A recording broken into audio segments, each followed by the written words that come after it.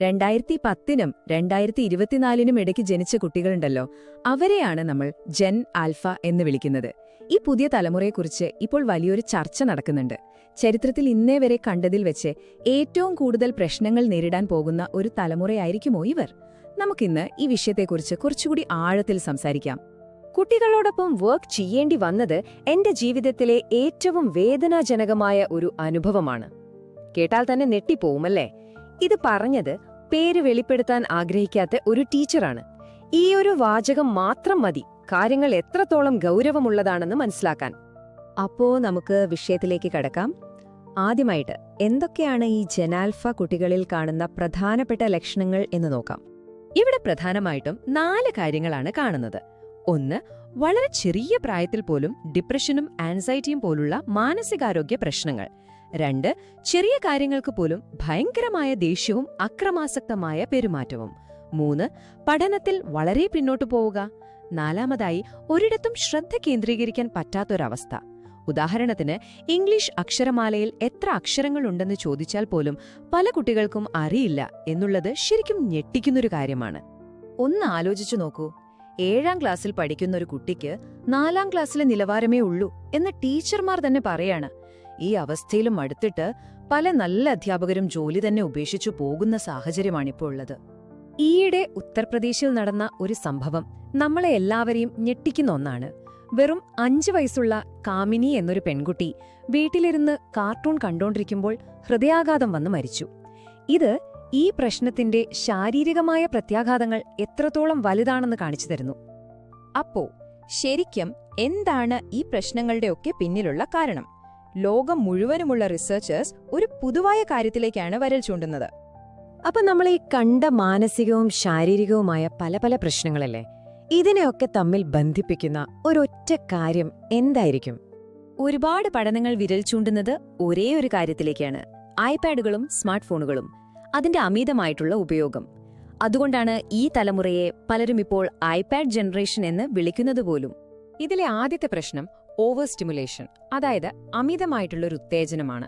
നിങ്ങൾ ചിലപ്പോൾ കണ്ടിട്ടുണ്ടാവും കൊക്കോമെലൻ പോലെയുള്ള കാർട്ടൂണുകൾ.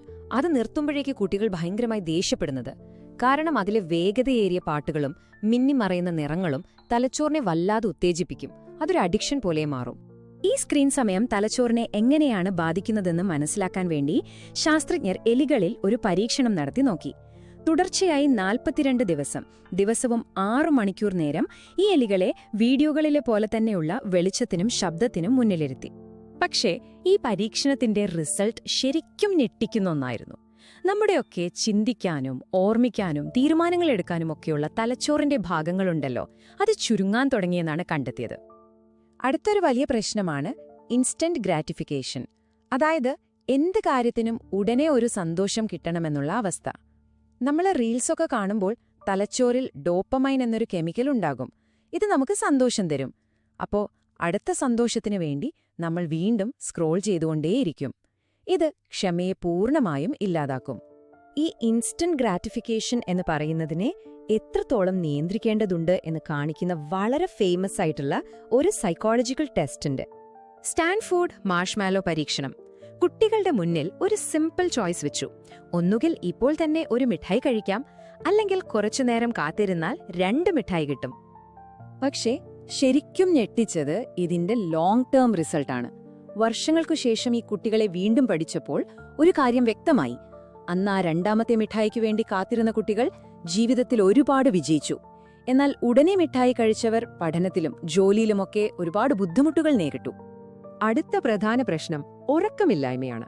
നമ്മൾ രാത്രി വൈകി ഫോണൊക്കെ നോക്കിയിരിക്കുമ്പോൾ അതിന്റെ സ്ക്രീനിൽ നിന്നുള്ള ആ നീല വെളിച്ചമുണ്ടല്ലോ, അത് നമ്മുടെ തലച്ചോറിനെ പറ്റിക്കും, ഇപ്പോഴും പകലാണെന്ന് തെറ്റിദ്ധരിപ്പിക്കും. അപ്പോ എന്ത് സംഭവിക്കും? ഉറങ്ങാൻ സഹായിക്കുന്ന മെലറ്റോണിൻ എന്ന ഹോർമോൺ ശരീരമുണ്ടാക്കുന്നത് നിർത്തും. പകരം സ്ട്രെസ് ഉണ്ടാക്കുന്ന കോർട്ടിസോൾ, അഡ്രിനാലിൻ പോലുള്ള ഹോർമോണുകൾ ഉണ്ടാക്കാൻ തുടങ്ങും. ഇത് ചെറിയ കുട്ടികളിൽ പോലും ഹൃദയമിടിപ്പും രക്തസമ്മർദ്ദവും കൂട്ടുകയും ഹൃദയാഘാത സാധ്യത വർദ്ധിപ്പിക്കുകയും ചെയ്യും. അപ്പോ ഇത്രയും നേരം നമ്മൾ പ്രശ്നങ്ങളെക്കുറിച്ചാണല്ലോ സംസാരിച്ചത്. പക്ഷെ ഇതിനൊരു പരിഹാരമില്ലേ? നമുക്ക് അതിന്റെ സാധ്യതകളെക്കുറിച്ച് സംസാരിക്കാം. രസകരമായ കാര്യം എന്താണെന്ന് വെച്ചാൽ, ഈ പ്രശ്നങ്ങളുടെ എല്ലാം കാരണമായി നമ്മൾ കണ്ട ഈ സാങ്കേതിക വിദ്യ തന്നെ ശരിയായി ഉപയോഗിച്ചാൽ അവരുടെ ഏറ്റവും വലിയ ഒരു ശക്തിയായി മാറാൻ സാധ്യതയുണ്ട്. അതായത് ഇതിന് വേറൊരു വശം കൂടിയുണ്ട്. ഈ ജെൻ ആൽഫയ്ക്ക് വിവരങ്ങളിലേക്കും ടെക്നോളജിയിലേക്കും വളരെ എളുപ്പത്തിൽ എത്താൻ പറ്റും. ഇത് അവരെ ചരിത്രത്തിലെ ഏറ്റവും വിദ്യാസമ്പന്നരും പുരോഗമിച്ചവരും ഒരുപക്ഷെ ഏറ്റവും സമ്പന്നരുമായ ഒരു തലമുറയാക്കി മാറ്റാൻ സഹായിക്കും.